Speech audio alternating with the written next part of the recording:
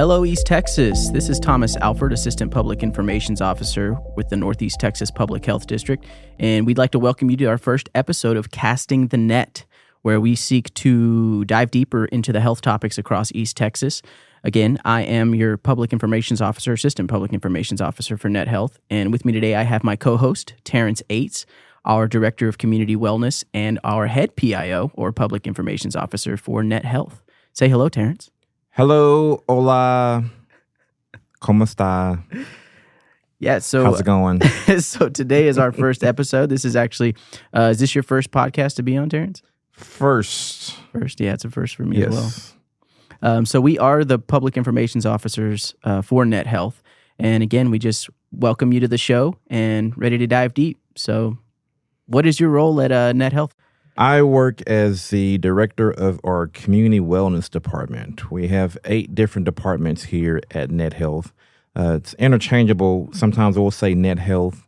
Sometimes we'll say our full company name, Northeast Texas Public Health District, for the city of Tyler and for Smith County. So if you live here in Smith County, you can say we're the health department. If you're outside of Smith County, we're Net Health. We do provide services. Some of our departments provide services in multiple counties across East Texas, which is one of the reasons why our company name is the Northeast Texas Public Health District, because we do public health programs and services all over Northeast Texas.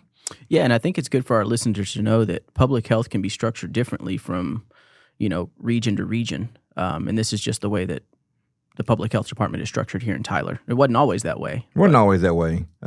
Then just a quick geography lesson update. When we say Northeast Texas, we're referring to the state health department's definition geographically, their definition of East Texas, which is a 35-county area. So if you draw a line of Jasper, Newton, Livingston, Woodville, Trinity, those cities in East Texas, and then every place all the way north. So Houston isn't considered Northeast Texas. Mm-hmm. Huntsville isn't considered Northeast Texas, but everything above Huntsville, I guess you could say, dividing line. Where they say life behind the pine curtain. Behind the pine curtain. That's it. Where everybody has allergies. That's right. I've been very fortunate. I don't have to take Claritin or anything like that. And then everything east of Dallas, Buffalo, Waco, if you draw a line there, everything east of that is what is considered East Texas, according to the state health department. Yeah. So whenever we say Northeast Texas, or if we say East Texas, we're referring to Northeast Texas. Yeah. Because what I'm getting at. Yeah. But all that's to say, we spread our public health services as wide as we can, because there are some counties or some cities in East Texas that don't have a local health department. Correct. Like we are for the city of Tyler and for Smith County. Yeah. So they come to us. No. They come to us. No, it's real.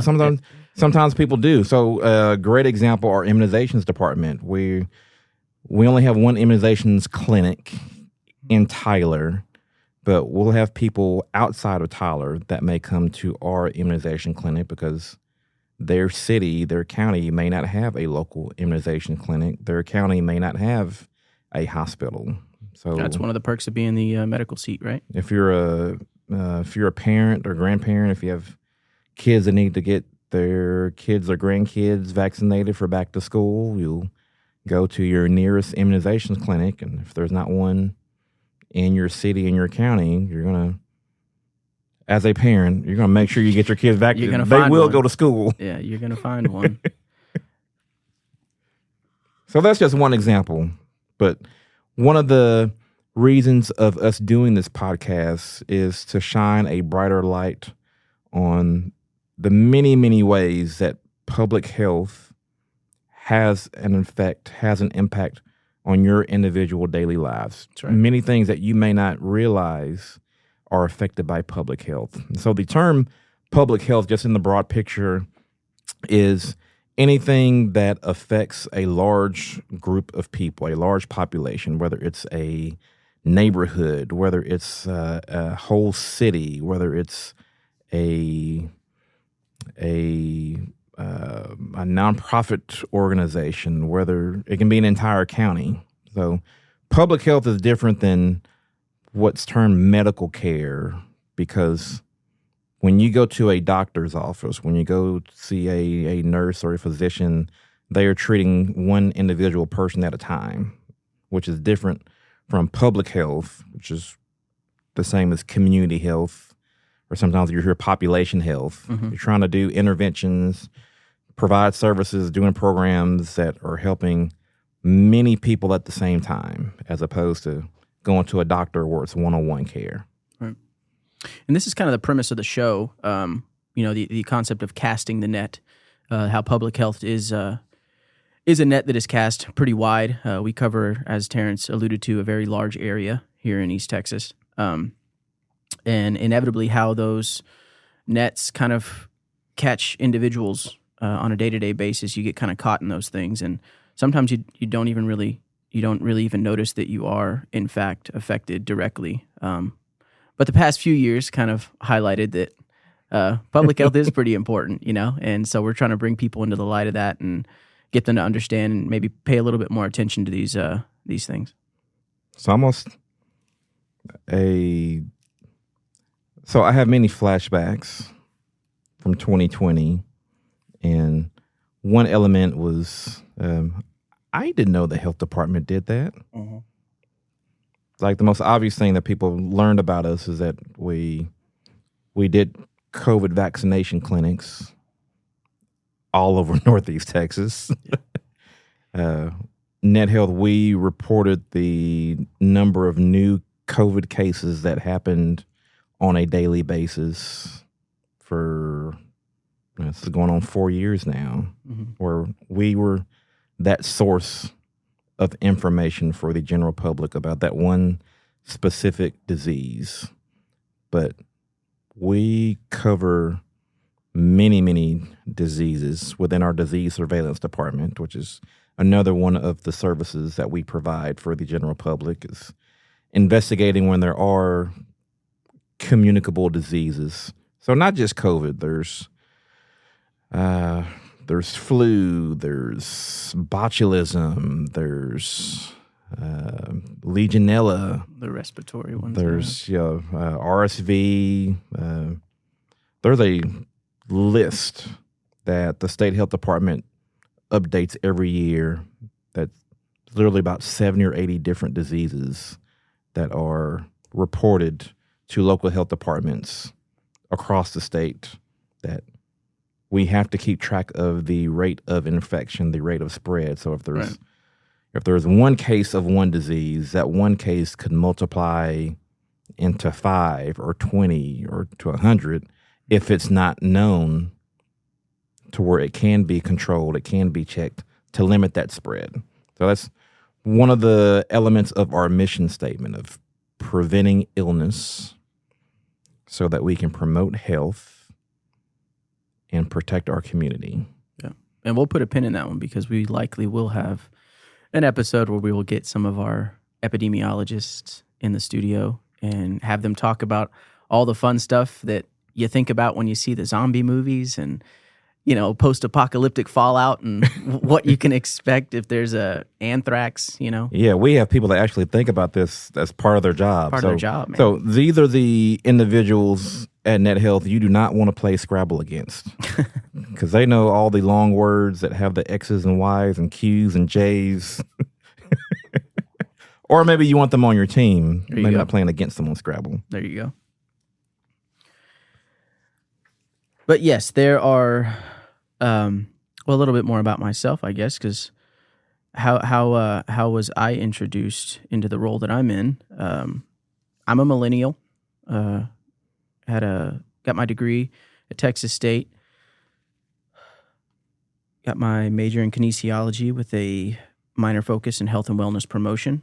And if I'm not mistaken, Terrence, you had a degree in kinesiology as well. Is that correct? Health and kinesiology. Health and kinesiology. So I stumbled into public health. I did not go to school because I wanted to work at a health department. Certainly. That was not in my life plan. Yeah. was not on my dream boards. Yeah. trying to flash back to different movies I've seen where you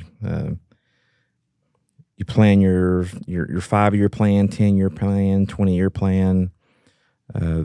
So when I graduated from high school in the late 1900s. Try to rephrase. Wow. So yeah, last millennium feels like it was a long time ago. Man, I was in high school before Y2K. I think we had a computer. We might have not. Was that 90, 97, 99? I think we had a computer in our home. We might have. So I'm late Gen X, where I was a latchkey kid. Used a rotary phone. Had a Dearborn heater in the house. Used a fax machine, a typewriter. Licked stamps to send postal mail. I've probably used a stamps I could count on one hand how many times I've used a stamp in my life. So there is some generational divide between me and Terrence here. It's been so long. I can still taste what a stamp, the adhesive. Oh man, how it. But all that's to say, when I graduated in '96, I really didn't have a plan. I wanted to go to college, so I went to college. I had a major, but I changed my major 3 different times. I really didn't know what I wanted to do once I got to college. Flunked out my first year. Did some odd jobs here and there. Worked as a pizza delivery driver for a couple of years. So we've talked about this before, and other coworkers have talked about how it seems I'm able to navigate the streets a little quicker than others, just going back. Oh, yeah. So back when, we didn't have MapQuest, we didn't have Google Maps or Waze. Yeah. You had to memorize getting from point A to point B. This is back when you had to have an actual map as a book in your car. Yeah. To open up. To any of you folks listening, if you ever have to follow Terrence to a location around Tyler, I mean, this guy will lose you quick, fast, and in a hurry. He knows all the little back alleyways to skip through and little secret tunnels. I've been running them streets. Yeah. Literally. Yeah. Because I did jog. I did half marathons for a few years. So I wasn't saying that just to be fun. Like I've literally run the streets, all the back alleys just for training wise. You know, all the portals, the little secret portals. Yep. Like you hop in this trash can and you pop out some other area in the city. Then I re-enrolled my girlfriend at the time, who's now my wife of 20 plus years. We enrolled at the same time at TJC, graduated from there, went to UT Tyler. We both got our graduate degrees in 2008, and didn't have a job lined up, but I guess maybe it was just God looking out. Yeah.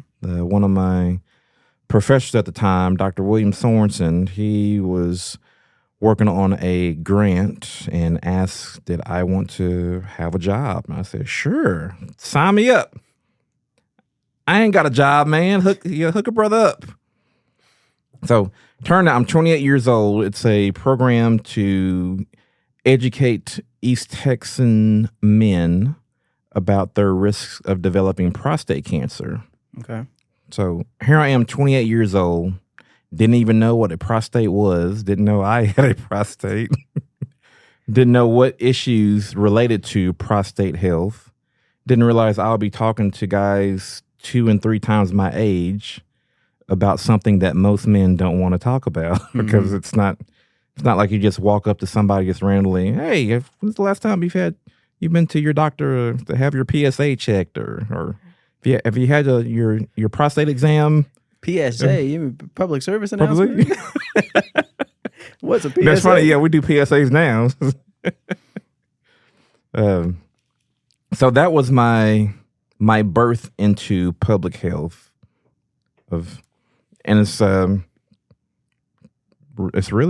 ironic. I don't know if it's ironic or if it's coincidental, which word would be the proper use of the word, the term of engaging people that you may not talk to on a regular basis about a health condition, about a situation that really has profound impact on your day-to-day lifestyle. So just Thomas and I, just two guys here talking, just shooting the breeze of talking to individuals, us as Net Health employees, about serious health issues that can have a dramatic effect on their lifestyle.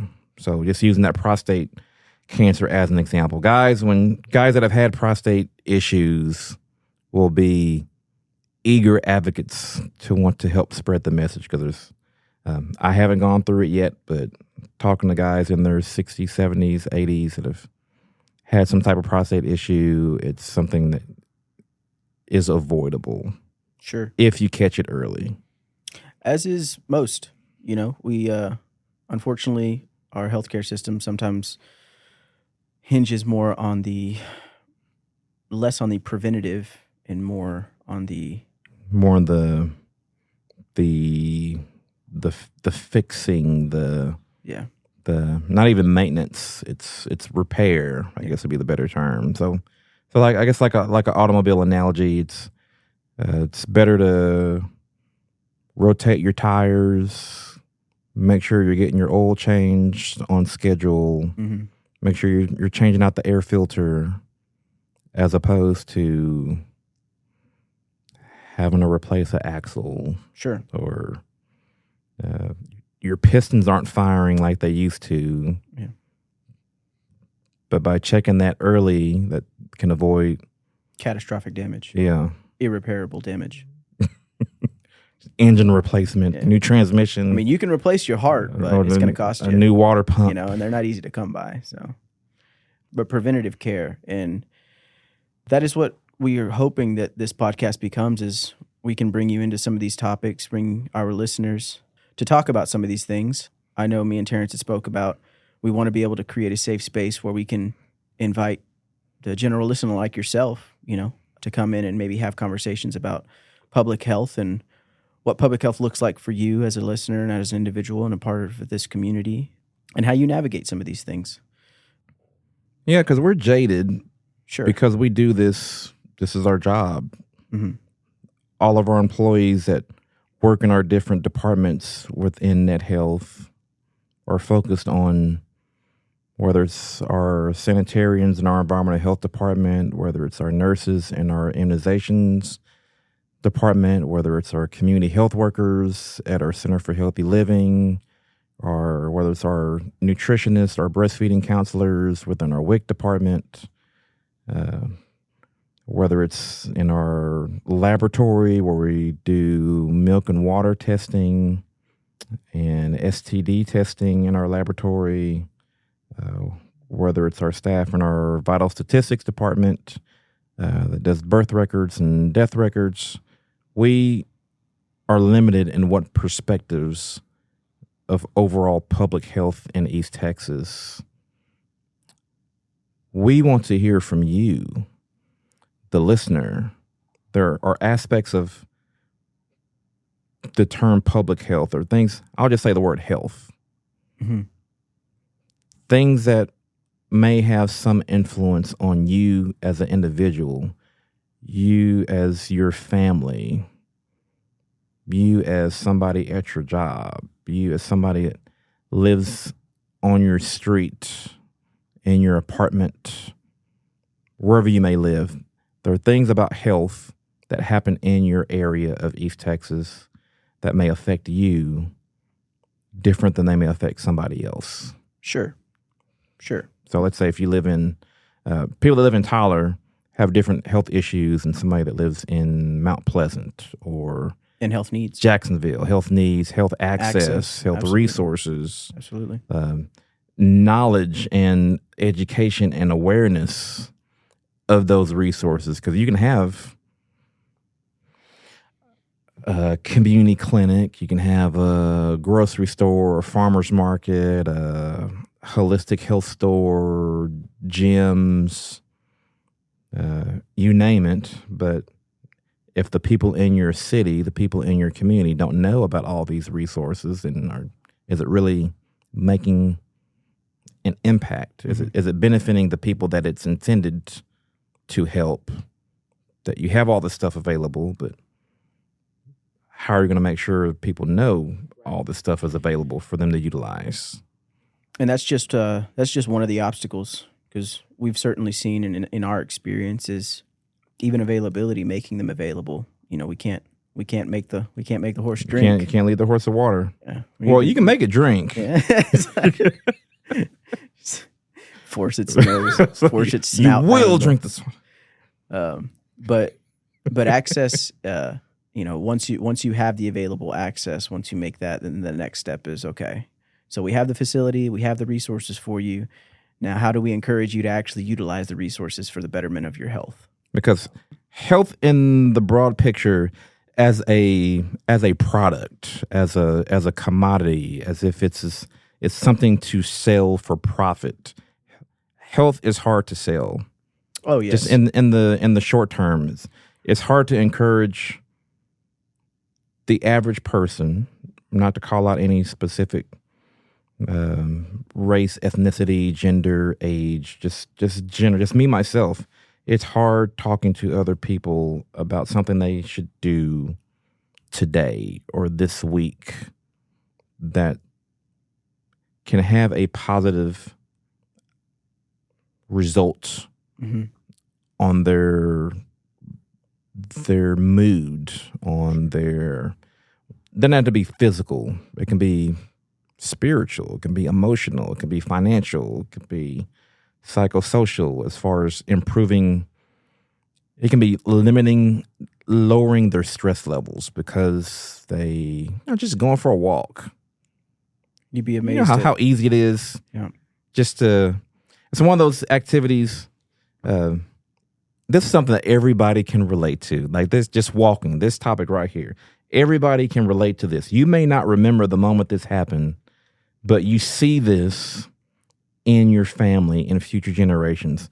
Whenever a baby becomes an infant, and that infant becomes a toddler, and that toddler attempts to take its first steps, and may wobble and then fall down, get back up, tries again, a day, 2 days, 3 days, and that toddler takes its first steps, and it's like that toddler just won the Super Bowl. I mean, everybody claps and applauds, and oh my goodness, you did it! You're taking your first steps.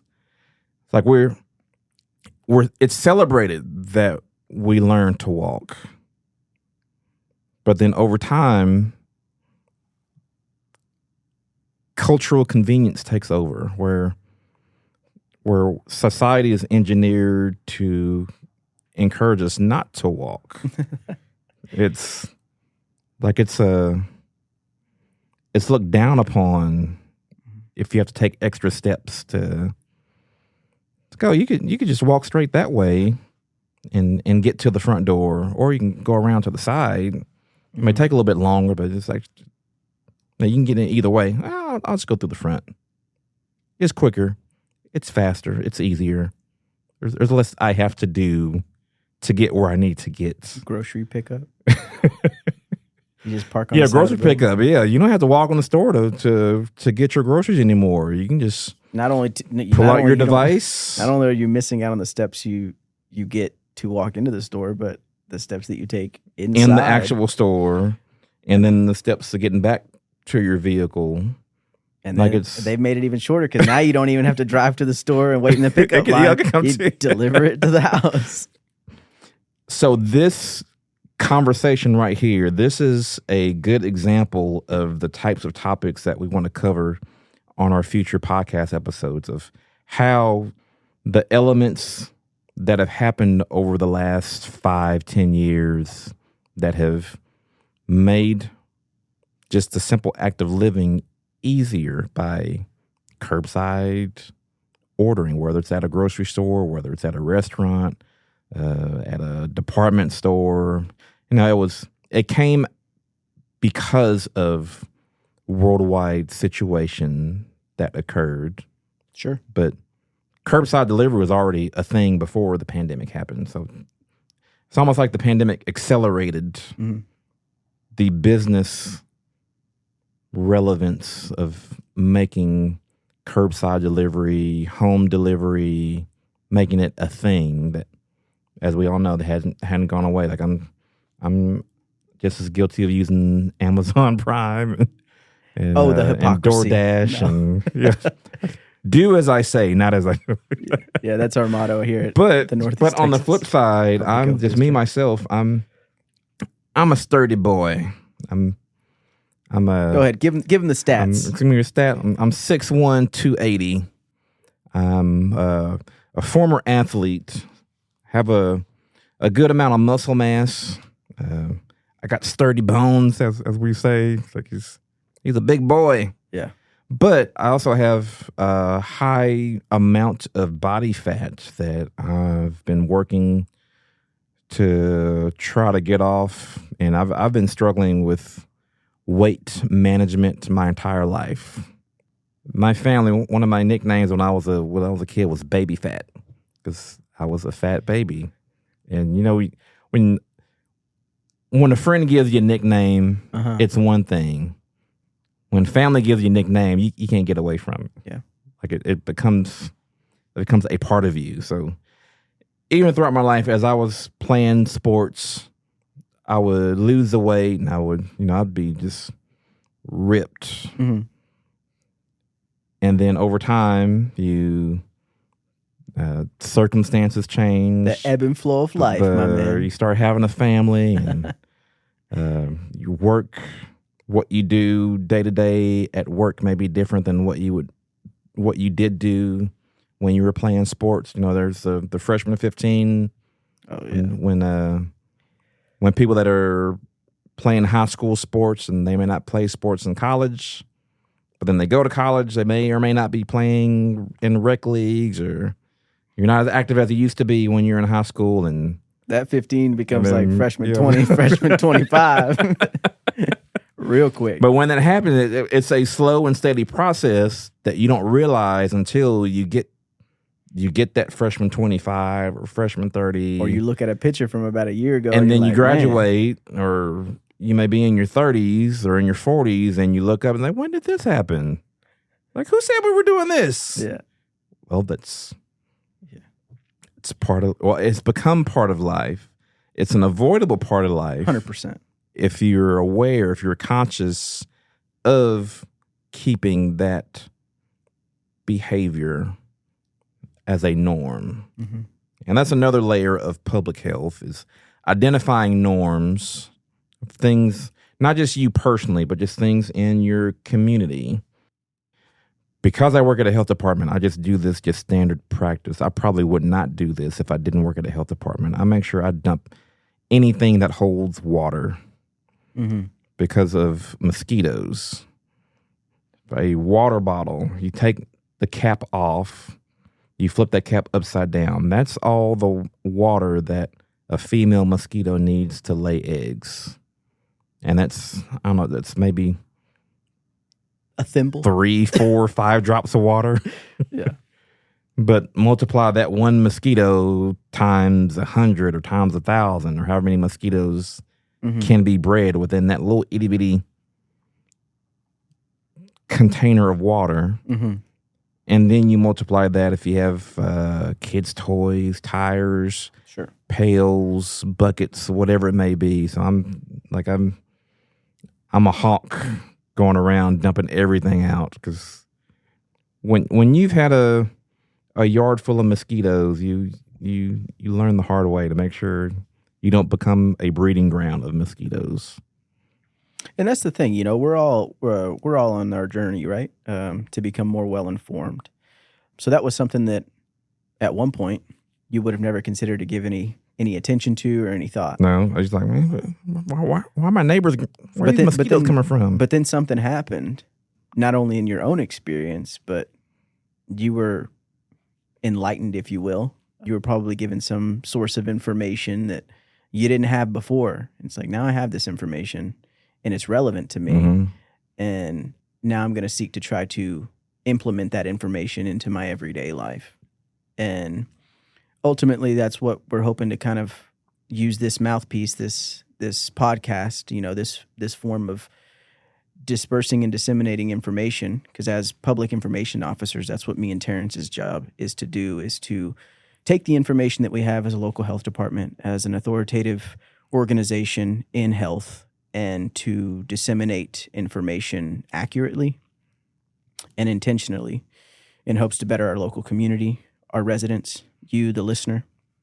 And we want to be sure that we do that well. And we're going to try to bring our own experiences, as Terrence just alluded to, and to try to, give that to you guys in a way that's palatable, in a way that's engaging, and gives you something to look forward to and something to talk about. Because again, health is a multifaceted thing, and it's a little bit different for every individual. Public health for me might look a little different than you, the listener, listening to this. Health may look a little different to Terrence sitting across from me. But at the end of the day, we have some plans and some ideas laid out, but we want to be sure that we're creating content that you guys are actually going to want to tune in and to listen to. So we are open for you guys to reach out to us to let us know, hey man, I want to hear a little bit about this. I don't hear local health departments talking about this, or I don't hear people talking about this at all. And this is a topic that I'm passionate about, and I want to hear somebody in this space come in and talk about it. Reach out to us via our contact page. We also have an email handle that you can send to. It's going to be castingthenet@netphd.org. Again, that's castingthenet@netphd.org. That'll come directly to me and Terrence. And if you have some ideas for some episodes, shoot them to us. We'll definitely be excited to get some suggestions from our listeners. So we are your health department. We want to serve you in the way that you need us to serve you, because there are things that we have to do as a health department. Like my individual department that I'm the director over, community wellness. All of our programs are grant funded, in that we have to apply to get money to do services. So we have a grant on assisting uninsured women to get a free mammogram or get a free pap smear. We have a grant that allows us to assist people that have type 2 diabetes to be able to manage themselves, be able to manage and control their diabetes to where eventually they can not be type 2 diabetic anymore. We have some success stories. People who have actually gone through those classes, 6 weeks class, and genuinely changed the lives of these people, really turned their lives around. So we are tasked to seek out funding, to get grants, to get money so that we can do needed public health services. But then there are also many programs that our Department of Community Wellness that we do that is not grant funded, that we do because we've learned that there are other health needs that need to be addressed to help the overall health of those individuals seeking help from us. And this happens actually fairly often in the public health space. Initially, we may be funded money to do a specific initiative, but as we go through that initiative, other health needs arise that we realize maybe were overlooked. And therefore, we go back to the drawing board and we're like, okay, we were supposed to do it, or they were suggesting us to do it this way to address this issue. But then we find out that the actual needs in that community require a separate approach or a different approach than was initially shortlisted on the list. So we go back to the drawing board and we're like, okay, let's do it this way, because the needs of this specific community or this specific population are a little different than what it looked like on paper. So that's always fun. And that is an example of what this podcast is intended to do, because there are things that we know that we should focus on as a health department.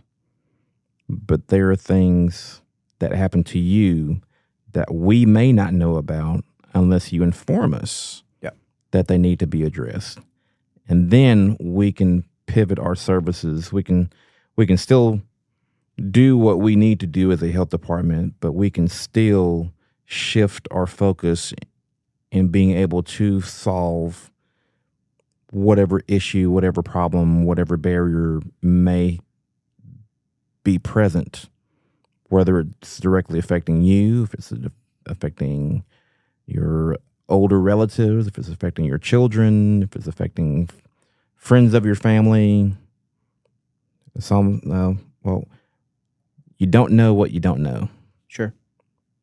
But we want to know, because we are a service that we want to provide for the greater good, for the public health of East Texas. Sure. We want our listeners to know that as your local health department, we want to be open to suggestions that would help us to reach our goal of preventing, promoting, and protecting our community. And we've been doing this since 1936, believe it or not. So Net Health started as the Smith County Public Health Unit in the year 1936. Say it the old school way. You don't say the number all together. You got to add the and. So of what the public knows about Net Health now, we started, our first office was in the building where the Tyler Recycling Center currently sits on Bodark Avenue, right across from the railroad track in Tyler. So in 1994, our health unit became the Smith County Public Health District.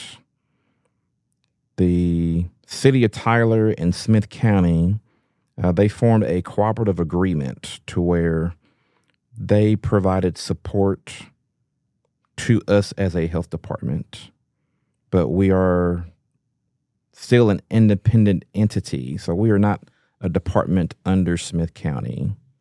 You know, in some counties, it's the Gregg County Public Health Department. And this is alluding back to at the beginning of the episode where we talked about how public health can be structured differently in different regions. In different areas, in different parts of the state. Right. So and as you start to look around more, you'll see there are health departments and there are health districts. Yeah. And what's this is isn't that the same thing? This is one of the many in my 5 years of tenure here with Net Health. This is one of the many can be somewhat frustrating because not everybody plays by the same rules in Texas, and you go in different areas and you realize, oh, the way we do things here are a little different than the way that we do things over there. Oh, this form's a little different than the form that we got. So it's the same, but it's different. Yeah, it's fun to navigate through these interchanging aspects of health. It's like, oh, layers. Yeah, layers. And so in 1994, the city of Tyler and Smith County, because of this cooperative agreement, our name changed from the Smith County Health Unit to the Smith County Public Health District. But then we were just focused on providing services in Smith County. Then a decade later, early 2000s, our name changed again because we acquired multiple WIC clinics all over Northeast Texas. And so it was necessary that our organization name change. And so that's when it was retitled as the Northeast Texas Public Health District. So give you that quick rundown memory lane of our name wasn't just created just out of the blue. Just, I don't know, y'all think of a name. Like, oh, I don't know, what do we call ourselves? Yeah. Kind of have the eyes looking different ways, and it's like, I don't know, should we pick this? Should we pick that? But our name, the Northeast Texas Public Health District, it's reflective of our service area. It's reflective of the programs, the activities that we provide to our communities, but it's also reflective of not just our current situation, but our future goals of the public health of Northeast Texas and how we are key into maintaining and improving the health of all Northeast Texan residents. And to translate that into what our vision statement is optimal health for all of Northeast Texas. So it's not just keeping you healthy. It's setting up the situation so that you maintain that health next year, 5 years from now, 20 years from now, when your grandkids are around, you are as healthy as you are now, and they have a good environment where they can live healthy. That's what public health is designed to do. And I will say this, East Texas, we're going to be as transparent as possible. Hey, we're number one. We got a long way to go. No, it's how you say it. We're number one. Yeah, number one. Tell them what we're number one in, Terrence. So as public information officers, to shorten that, in the health world, there's an acronym for everything. So we'll say we're PIOs. Yeah, we'll reference ourselves Public as Information PIOs. Officer. So when we receive stats, when we receive educational information that we want to communicate to the public, it's all in how you say it. It's all in how you frame the message. So kind of give you a behind the scene look of what the PIO function is.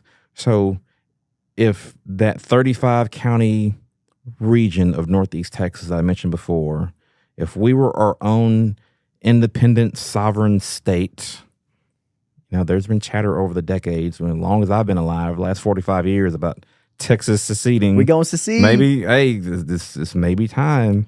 Health-wise, if Northeast Texas seceded, if we were the 51st state or 52nd state, because, technically Puerto Rico is a state. It's, and I'm kind of getting off topic, but if we were a state, yeah, in terms of health condition, the prevalence, the number of people in our new state that have preventable health conditions, we would be the unhealthiest state compared to all the other 50 current states. So including the rest of Texas, Northeast Texas, statistically, we are unhealthier than the other regions of Texas. We are unhealthier than pretty much every other state in the United States of America.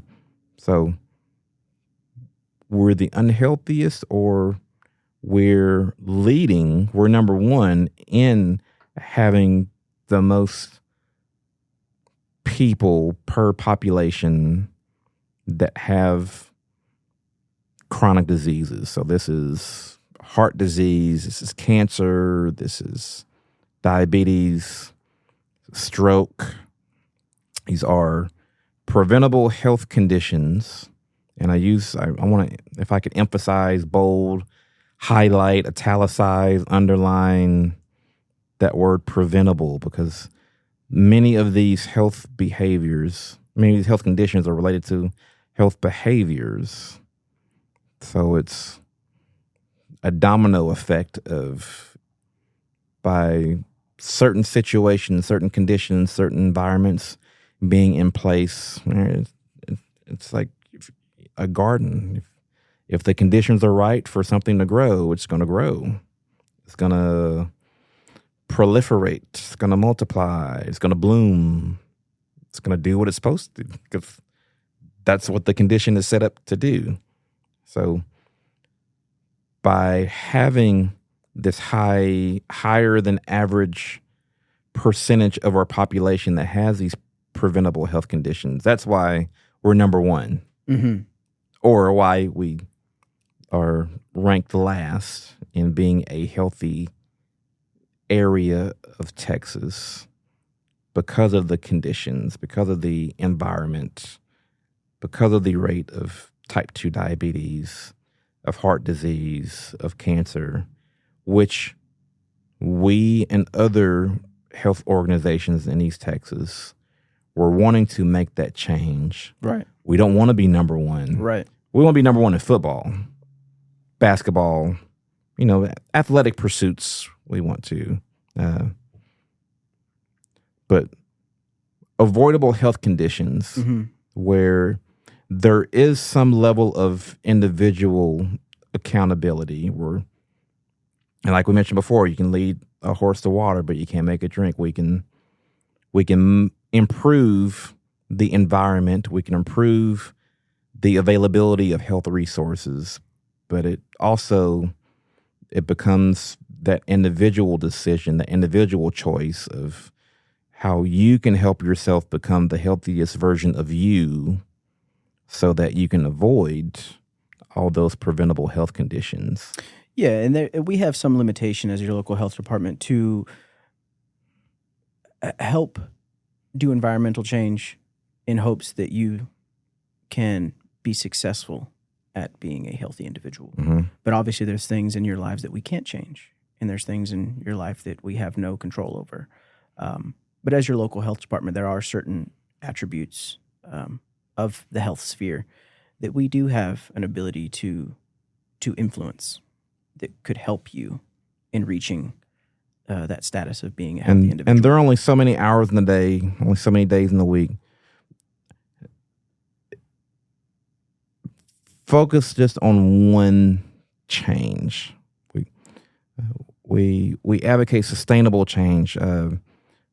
What we call a SMART goal. So something that's very specific, something that's doable, something that's attainable, something that you can see where you started and where you finished, and when you look back at it, you can say, "Oh, I really did. I took more steps today than I did yesterday," or I made sure I ate more fresh foods this week compared to last week. Sure, like not biting off more than you can chew. Yeah, you can't do everything all in one day or even in 1 week. Maybe not even in 1 year. Mm-hmm.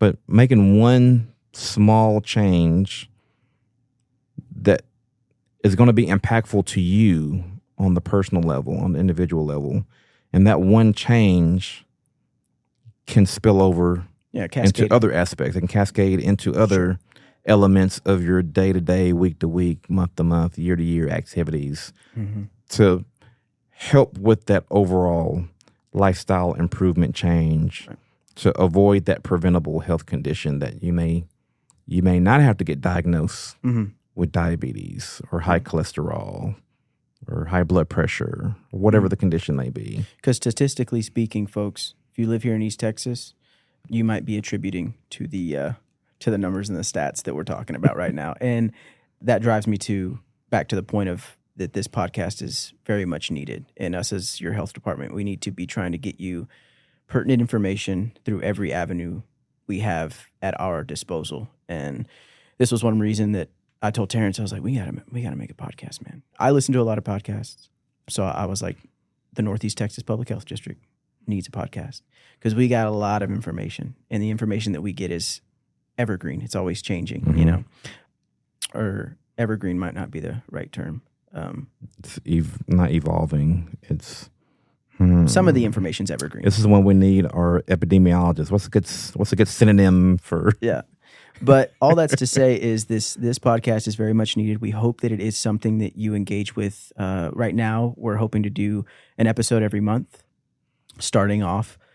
But inevitably, we're hoping that we can maybe begin to make these a little bit more regularly.